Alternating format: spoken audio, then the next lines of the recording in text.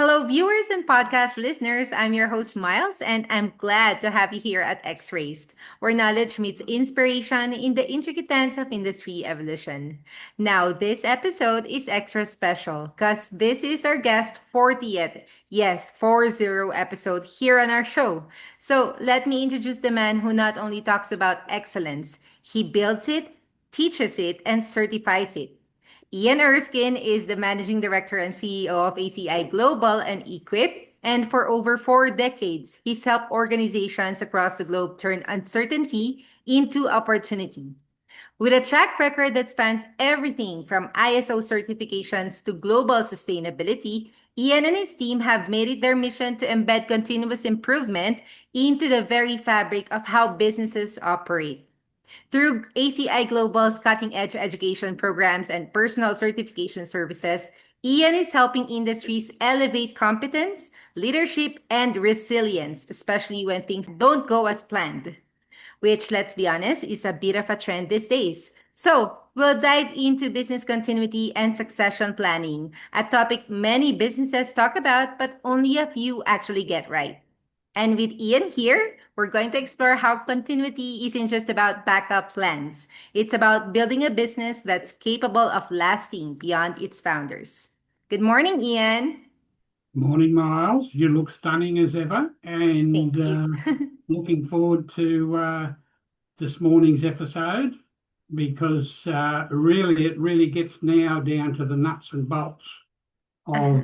of survival for us all. And I don't say that in any demeaning way. I say that specifically because there is a lot of uncertainty out there at the moment, and it doesn't just impact people. We're talking about uncertainty in reference to some of the things that are happening globally, which are quite disturbing. And and I guess I go back to the very start. How surprised do you really want to be? So, Uh-huh. in that respect, you can talk about the extreme. You turn around the corner heading to your office and you find the office up in smoke. My goodness me, how are we going to continue on?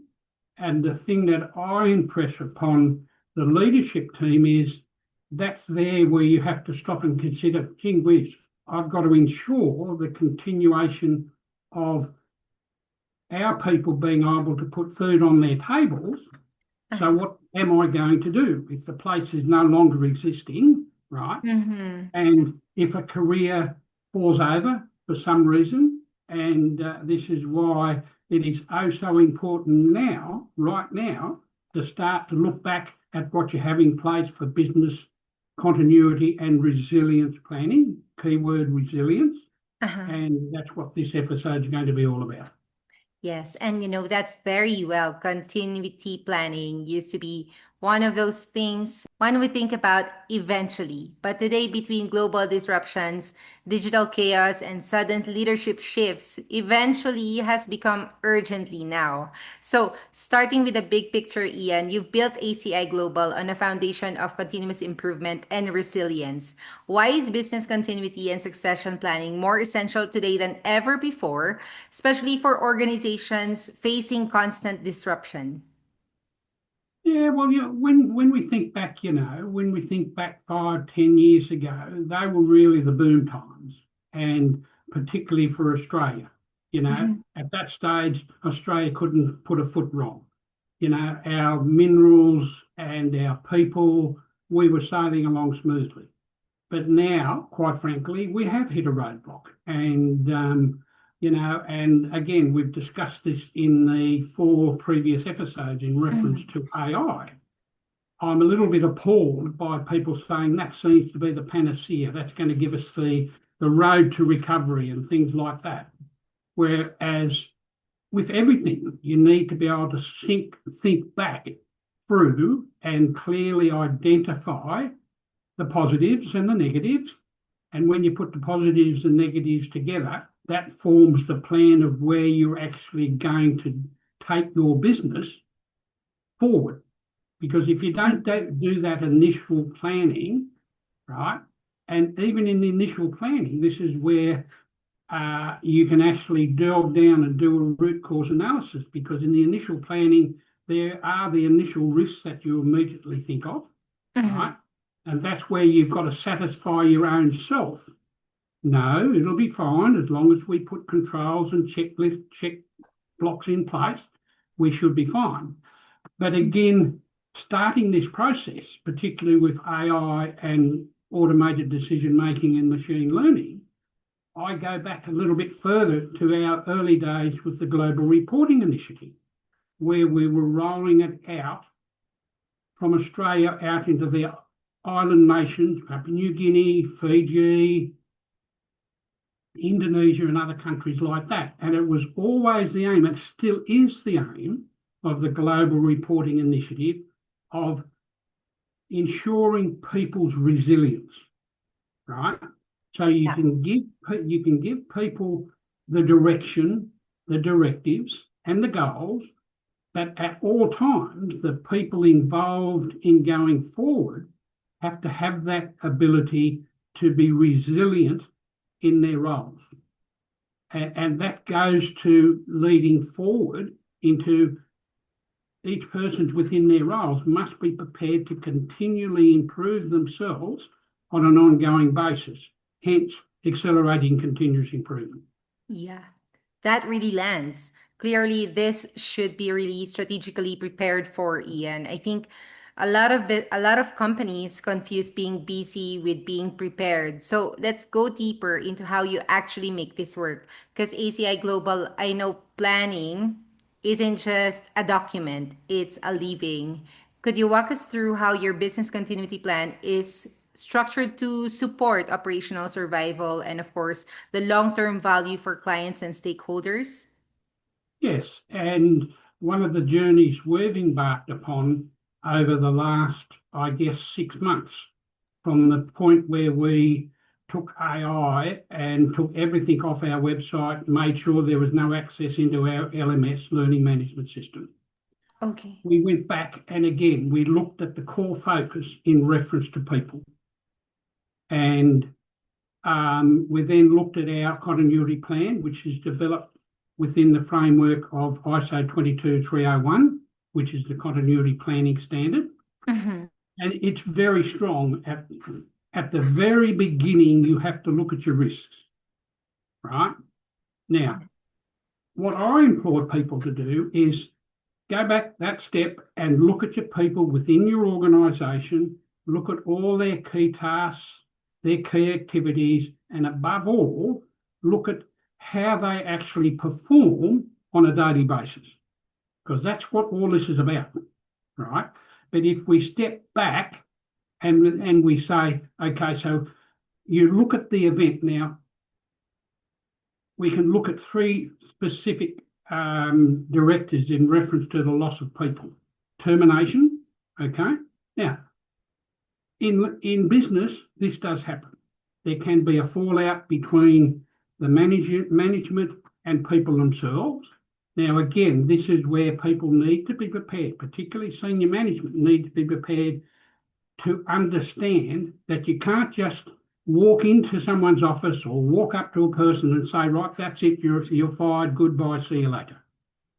There needs to be a defined process, because simply doing that, you've got to understand, well, hang on, if I terminate this person's employment and he doesn't get employment straight away or for weeks or so, that means he can't put food on the table, right?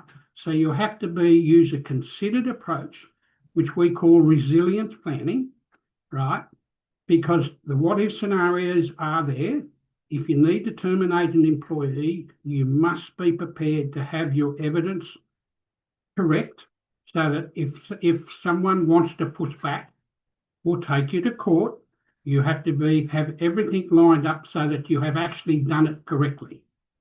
And so we talk about termination, retirement. Okay, again, as people and I say to people, this should not be a shock when someone comes to you and say, look, I'm now at retirement age.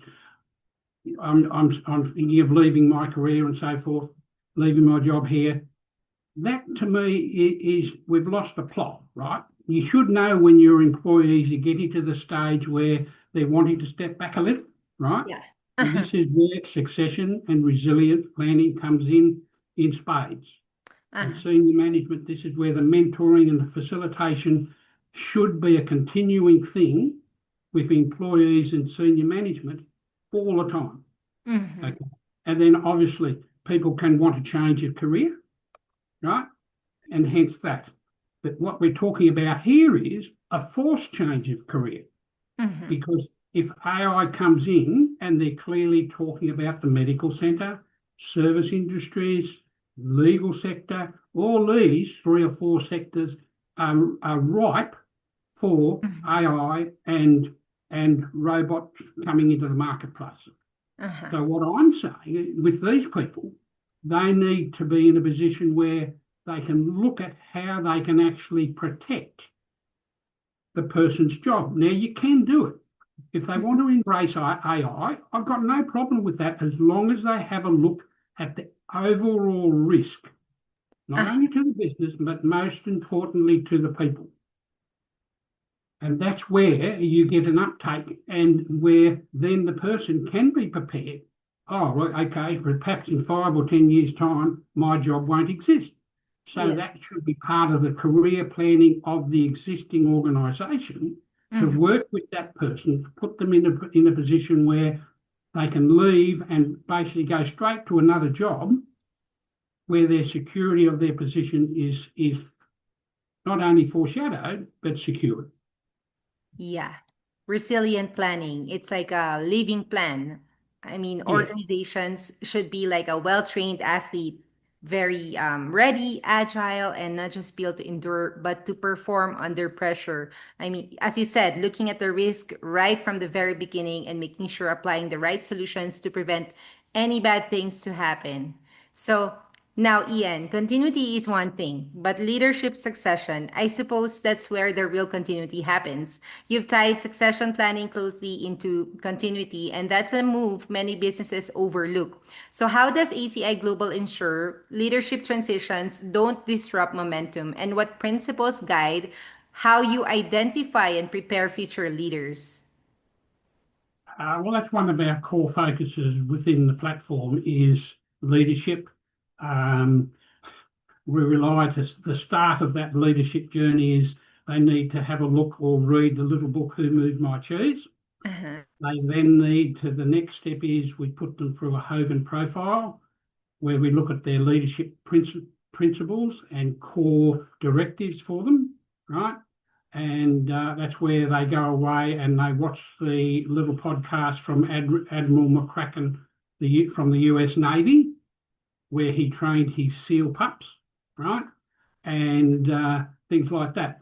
But if we go back to the core, and we started to talk about this a little while ago, leadership need to be prepared to share in a position, have roles shared, so your jobs are shared, right?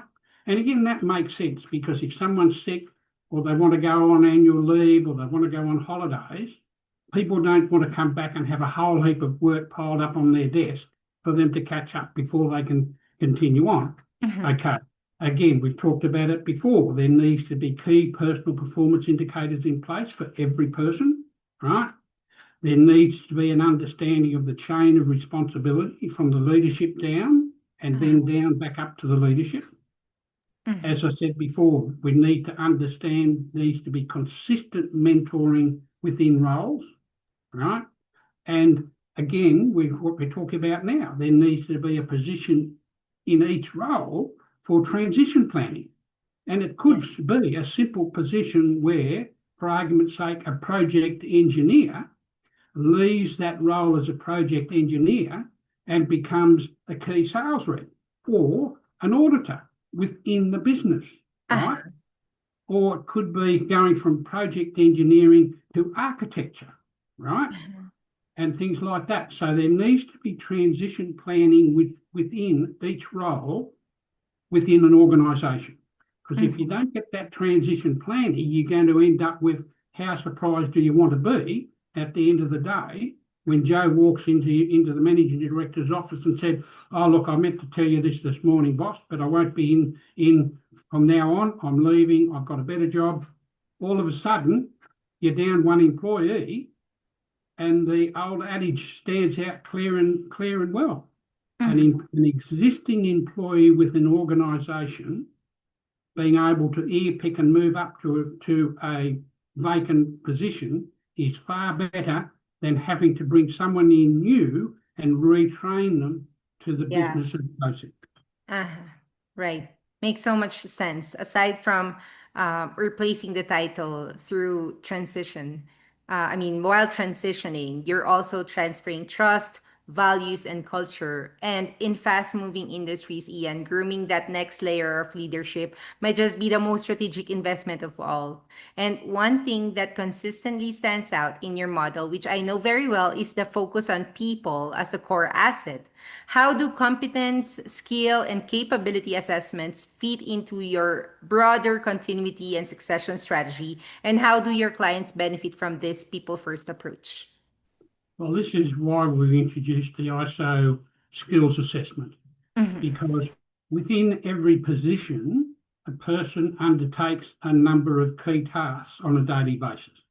So the ISO skills assessment basically is a very simple process where their senior manager or the managing director of a small business may do it, actually performs a little video of them performing that task on an ongoing basis. Now, depending on the risk, right? And a classic one is true understanding of climbing up and down a ladder, right? Now, during work, during tasks, we all tend to begin to rush. And this is Uh-huh. where we say to everyone, okay, so you're rushing, but you've got to get up that ladder onto the roof and down before it starts to rain or whatever, right? You still have to remain focused to the core principles or key performance indicators that you have in place to get up and down that ladder. Number one, you have to ensure that the ladder's secure, right? You have to ensure you have the ability to hold onto the ladder with both feet and hands, right?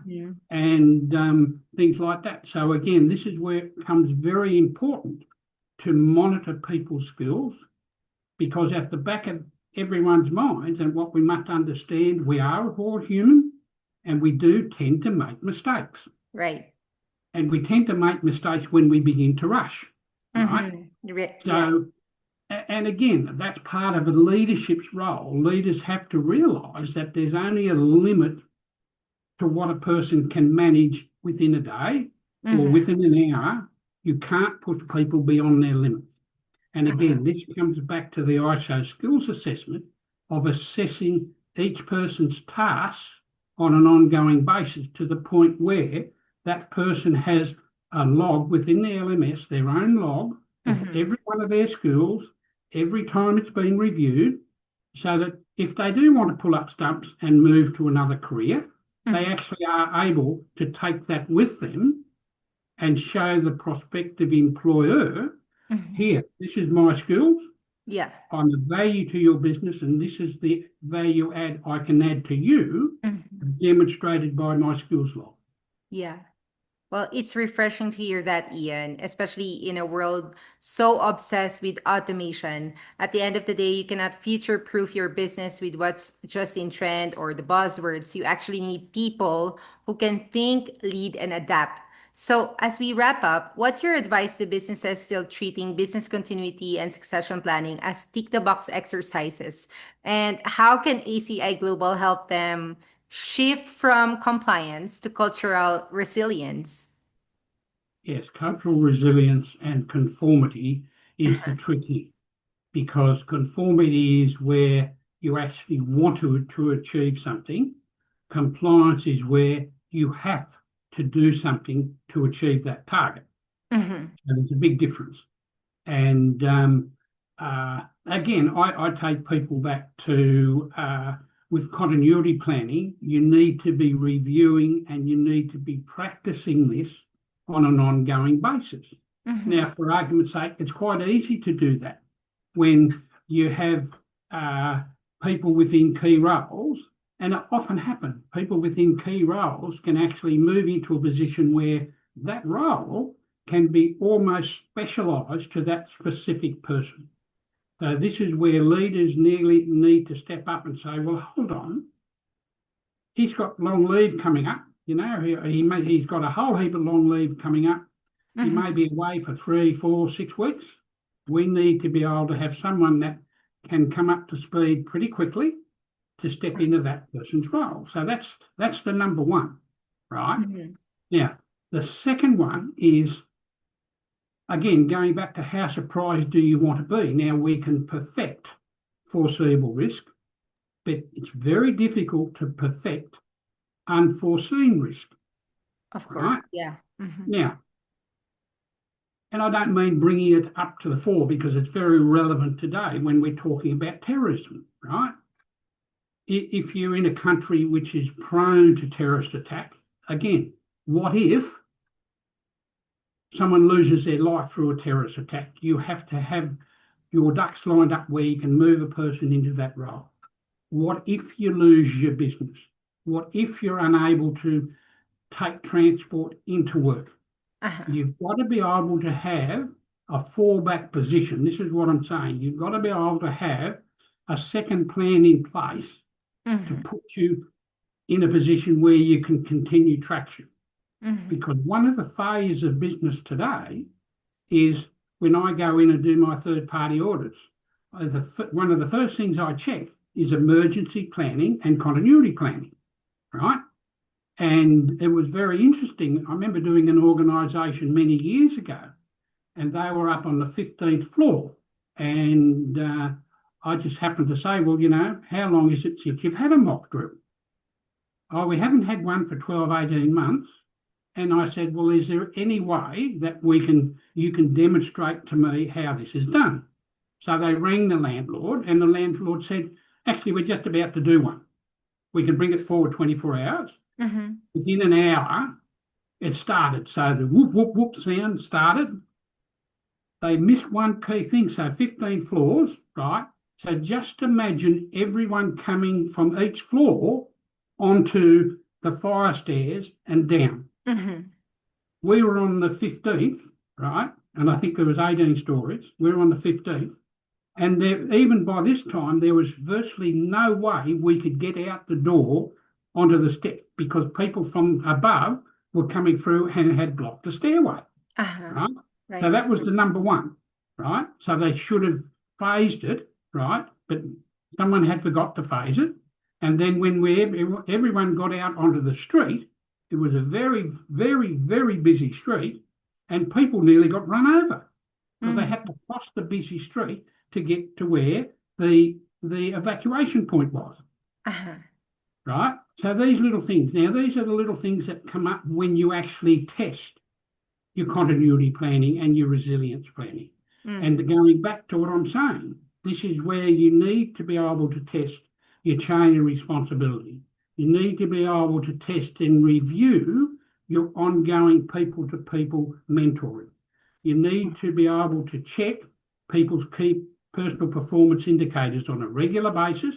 That's where the ISO skills assessment comes in, and that turns up into their personal log of skills, right? And again, clear roles and responsibilities. Every role needs to have clear outcomes for everyone, and that links back down into chain of responsibility, right? And again, shared job roles. Be prepared to share your job roles. Because another little known and unforeseen factor is boredness, people becoming bored within a role, people becoming, what's the word for it, so relaxed that it's almost a second nature, but that's when you tend to make mistakes. So this is where visual observation and where your mentoring comes in. You can pick that up and say, okay, I think we probably should move you from design engineering to project engineering specifically, right? Or it could be a completely separate role, right? How about we move you into doing project audits for the next 2 months? Okay. and not only does that refresh the person's desire, right? It takes him back to accelerating, continuously improving, and Mhm. saying, "Gee whiz, there's an extra bow in my kit bag that I can now take on board. I can become a proficient orbiter." And Mhm. again, this is where it helps a business by doing ongoing business continuity planning and resilience, right? Checking the risks, checking the roles and responsibilities. And again, we spend most of the time today and deliberately on people. But Mhm. again, you've got to think of data loss and things like that. So you get it all covered. You know, could be um, a loss of a third party platform. You can have all your data stored on the Google platform, Uh-huh. right? And that platform either has been hacked or has gone down. You have to have a backup. And I know we Okay. spoke about this before, where Mhm. we need to get back to storing our data on our own premises. So that'll be probably something we're going to talk about in the next couple of weeks, is where we look at a very, very simple process of doing that. Mhm. Give people a very simple control list, what they have to cover off to be able to control their own information, right? Mhm. And I guess this is one of the warnings I have for people today is when they just trust putting their data onto Google or Microsoft, that's not a really secure option anymore because there is so much data going onto these platforms. Mhm. And I know from experience, we pulled the chatbot and the automated learning off our platform, both ACI Global and e-Quip off our website, sorry, well Uh-huh. over 6 months ago. Now, I have been asking for 6 months for the return of that data that Mhm. went through the chatbot, and I have still had no response. They still Okay. can't give me that data back. Now, Oh, that is it's wrong. taking a while. Yeah. Yeah. Well, that's another goal, Ian, turning plans into habits. And that's where actual transformation begins. Yes. I think today's leaders needed to hear that this is not just about having a document or just another checklist. It's about leaving the strategy and building a team that carries it forward. And you have to practice it. Yeah. Practice makes perfect. Uh-huh. And again, let's go back to the little book, Who Moved My Cheese? Right? Uh-huh. That's a very simple analogy Uh-huh. of two mice, two little people. Mm-hmm. One of the mice decided, "Oh, something strange here. We're not getting any food. I think we should move." But the other one was very steadfast. No, no, no. I'm comfortable here, and everything will turn out right. And that's the attitude where we've got to cut between what's foreseeable and Uh-huh. what's unforeseen. Mm-hmm. And again, that's going to be another thing which we will revisit. We've already done a video on foreseeable risk. But Mm-hmm. what I'd like to do is another one where we talk about when it comes over to unforeseen, and we've had a couple of clear incidents here in Australia where organisations have been fined because they haven't adequately been able to address unforeseen risk, Mm-hmm. right? Oh. And you've heard me talk about when I was on the farm, we had the 1 in 200 year rainfall, Mm-hmm. right?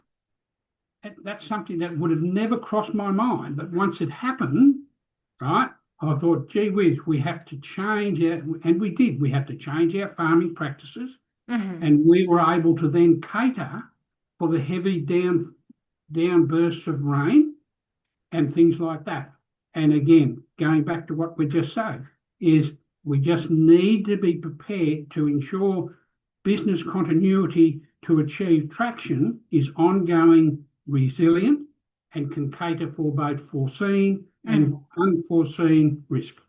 Yeah, and thank you for summing that up. Practice makes perfect. It never gets old. So, folks, this conversation with Ian was a reminder that continuity is leadership. He just reminded us that real resilience comes from systems, succession, and skilled people who know how to lead when it matters most. So, Ian, thank you so much once again for joining us and for always bringing that calm, strategic clarity to our community that makes even the most complex topics feel actionable. It's always an honor. Thank you, Miles. You have a lovely day. Thank you, and you as well.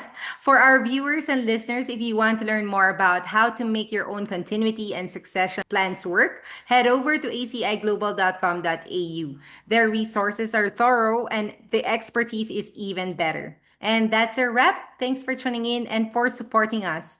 We'll see you next time. This has been your host, Miles. Stay focused and inspired with X Raced.